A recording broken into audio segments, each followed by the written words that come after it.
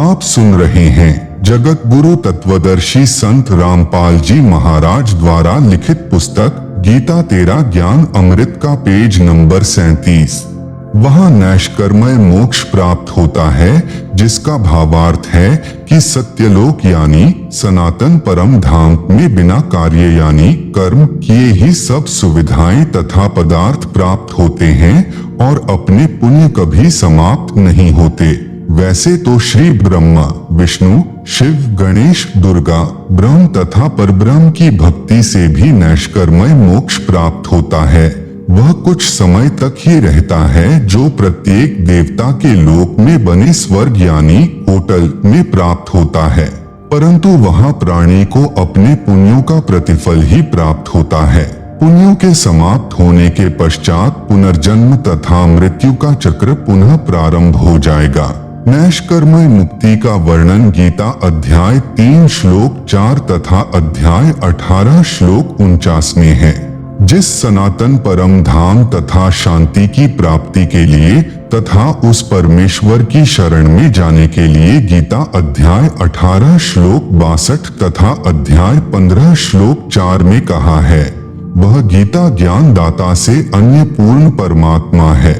गीता अध्याय 8 श्लोक 5 तथा 7 में तो गीता ज्ञान दाता ने अपनी भक्ति करने को कहा है, उससे तो जन्म मृत्यु दोनों की बनी रहेगी।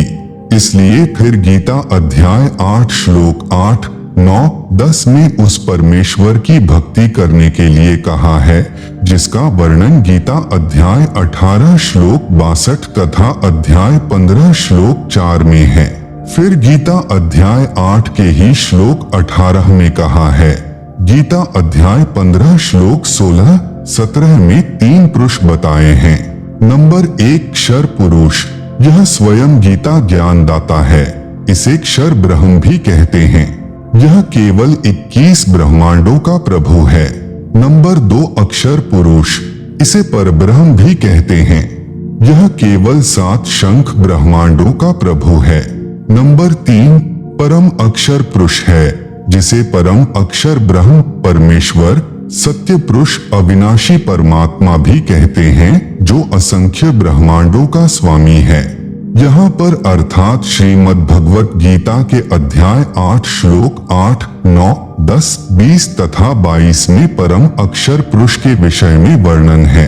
अध्याय 8 श्लोक 18 में अक्षर पुरुष के विषय में वर्णन है। जिस समय अक्षर पुरुष का एक दिन समाप्त होता है, जो 1000 युगों का होता है। ध्यान रहे, गीता अध्याय 8 श्लोक 17 में मूल पाठ में केवल सहस्र युग लिखा है, न कि सहस्र चतुर्युग। इसलिए अक्षर पुरुष के एक दिन के समाप्त होने पर सर्व प्राणी क्षर पुरुष तथा अक्षर पुरुष के कुछ क्षेत्र के नष्ट हो जाते हैं। क्षर पुरुष व इसके सर्व यानी 21 ब्रह्मांड के सब प्राणी नष्ट हो जाते हैं। जब दिन प्रारंभ होता है तो पुनः सब जीव अपने कर्मानुसार उत्पन्न होते हैं तथा मरते हैं। फिर गीता अध्याय 8 के ही श्लोक 20 में कहा है कि परंतु इस अव्यक्त अर्थात अक्षर पुरुष से परह यानी परे जो अन्य सनातन अव्यक्त भाव अर्थात परम अक्षर ब्रह्म है, वह परमेश्वर तो सब प्राणियों के नष्ट होने पर भी नष्ट नहीं होता है। आप सुन रहे हैं जगत गुरु तत्वदर्शी संत रामपाल जी महाराज द्वारा लिखित पुस्तक गीता तेरा ज्ञान अमृत का पेज नंबर 38। फिर गीता अध्याय 8 श्लोक 21 में कहा है कि उसे अविनाशी अव्यक्त कहा गया है, उसी को परमेश्वर कहा गया है। उसी धाम की प्राप्ति से परम गति अर्थात परम शांति प्राप्त होती है, जिसे प्राप्त होकर साधक फिर वापस नहीं आते, जिसके विषय में गीता अध्याय 18 श्लोक 62 तथा अध्याय 15 श्लोक 4 में कहा है। गीता ज्ञान दाता ने बताया है कि वह धाम मेरे धाम से परम अर्थात श्रेष्ठ है, इसलिए उसे सनातन परम धाम कहते हैं।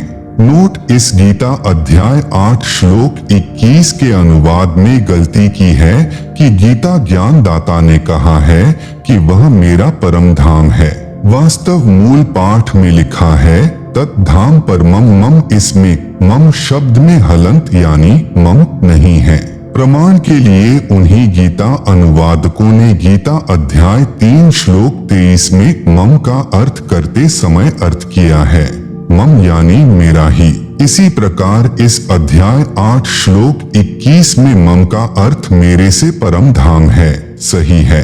फिर गीता अध्याय 8 श्लोक 22 में स्पष्ट किया है कि पुरुषः सह परः, सह यानी वह, परः यानी दूसरा, पुरुषः यानी परमेश्वर तो अनन्य भक्ति से प्राप्त होने योग्य है, जिसके अंतर्गत सर्व प्राणी आते हैं, जिसने सर्व संसार की रचना यानी उत्पत्ति की है।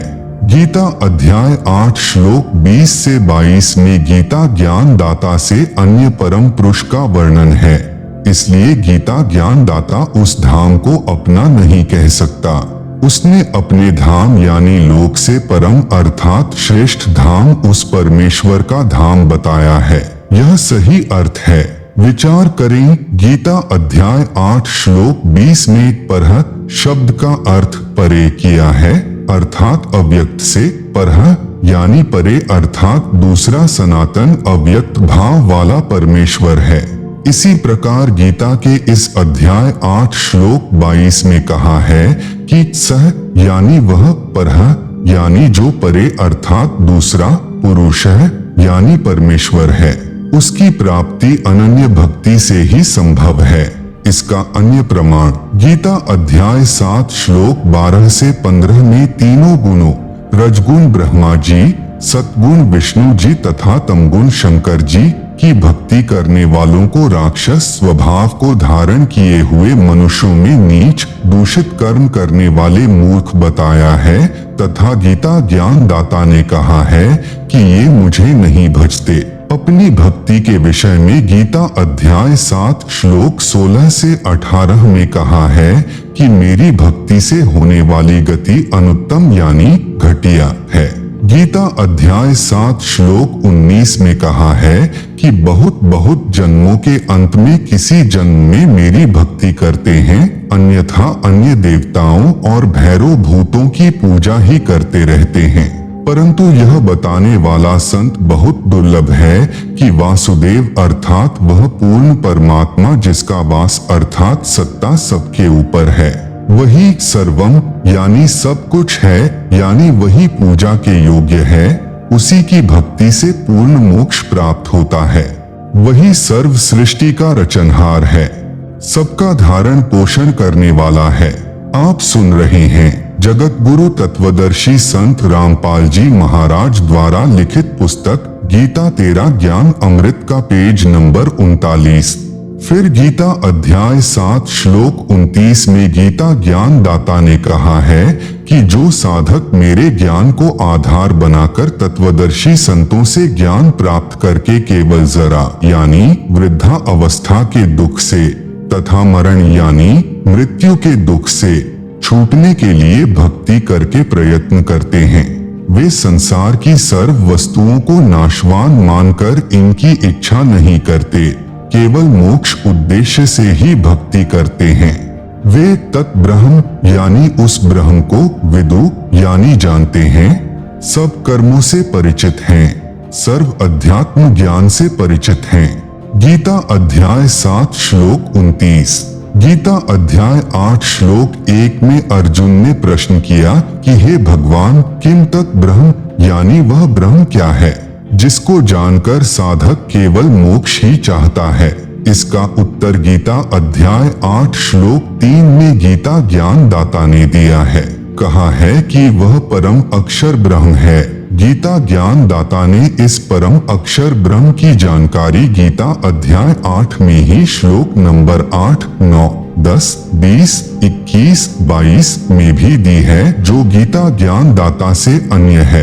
गीता अध्याय 2 श्लोक 17 में कहा है कि जिस परमेश्वर ने संपूर्ण जगत की रचना की है, जिससे यह जगत व्याप्त है, अर्थात जिसकी शक्ति से सर्व ब्रह्मांड टिके हैं, रुके हैं, वह वास्तव में अविनाशी परमात्मा है, जिसका नाश करने में कोई समर्थ नहीं है। गीता अध्याय 15 श्लोक 17 में भी कहा है कि पुरुषोत्तम तो अन्य है।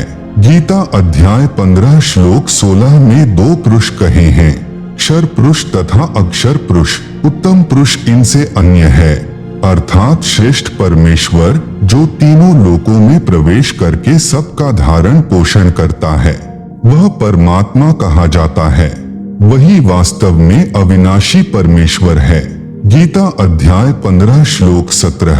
फिर गीता अध्याय 2 के ही श्लोक 59 में भी गीता ज्ञान दाता ने अपने से अन्य परमात्मा के विषय में कहा है। प्रसंग गीता अध्याय 2 श्लोक 53 से चला है, जिसमें कहा है कि हे अर्जुन, जिस समय भांति भांति के भ्रमित करने वाले ज्ञान के वचनों से विचलित हुई तेरी बुद्धि जब परमात्मा में अटल यानी स्थिर ठहर जाएगी, तब तू योग को प्राप्त होगा।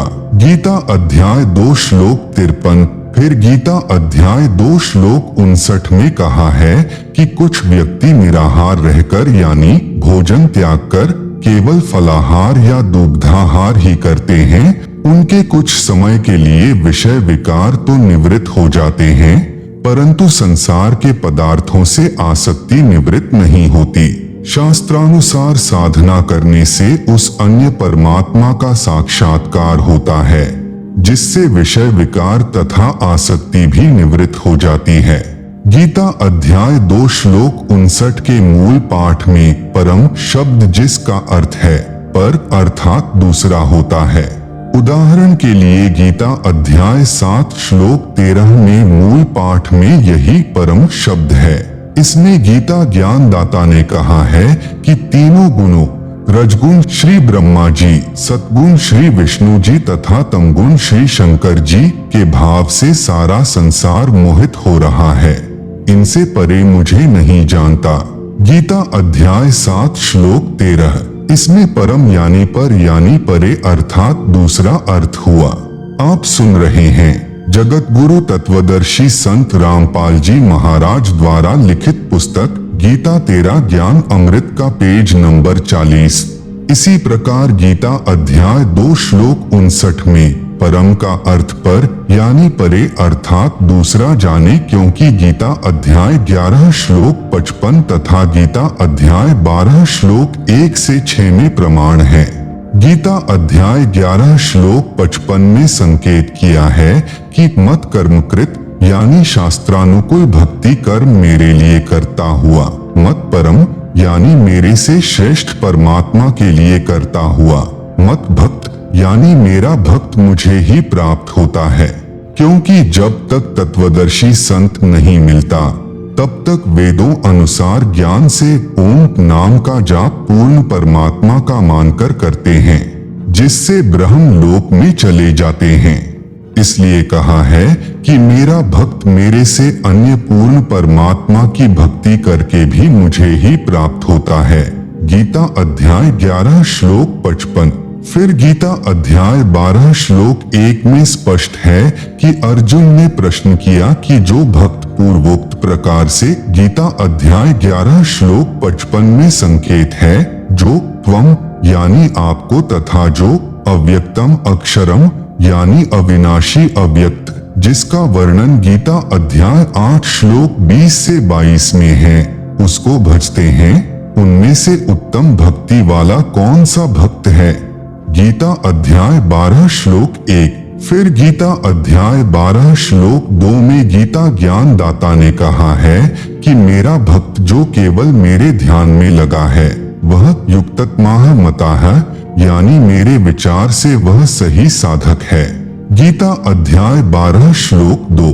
गीता अध्याय 12 श्लोक 3 से 4 में गीता ज्ञान दाता ने कहा है कि जो उस सर्वव्यापी जिसके विषय में मैं भी नहीं जानता, जो सदा एक रस रहने वाला स्थायी अचल अव्यक्त अर्थात परोक्ष अविनाशी परम अक्षर ब्रह्म की निरंतर उपासना करते हैं, सब प्राणियों के हित के लिए कामना करने वाले साधक, सब में समान भाव रखने वाले साधक मुझको ही प्राप्त होते हैं। भावार्थ है कि जिस सच्चिदानंद घन ब्रह्म अर्थात परम अक्षर ब्रह्म का ज्ञान गीता ज्ञान दाता को भी नहीं है, उसका ज्ञान तत्वदर्शी संतों को होता है। तत्वदर्शी संत न मिलने से ब्रह्म के ओम नाम को परम अक्षर ब्रह्म का नाम यानी मंत्र जाप मानकर साधना करते हैं, जिस कारण से काल के जाल में रह जाते हैं। इसलिए कहा है कि वह साधक मुझे ही प्राप्त होता है। परमेश्वर कबीर जी ने सोहम मंत्र का आविष्कार करके साधकों को बताया है, परंतु सारनाम फिर भी गुप्त ही रखा है। सूक्ष्म वेद में लिखा है, सोहम शब्द हम जग में लाए, सार शब्द हम गुप्त छिपाएं। सोहम ऊपर और सत्सुकृत एक नाम, सब हंसों का बास है, नहीं बस्ती नहीं ठाम। सतगुरु सोहम नाम दे, गुज बीरज विस्तार, बिन सोहम सीझै नहीं, मूल मंत्र निज सार। आप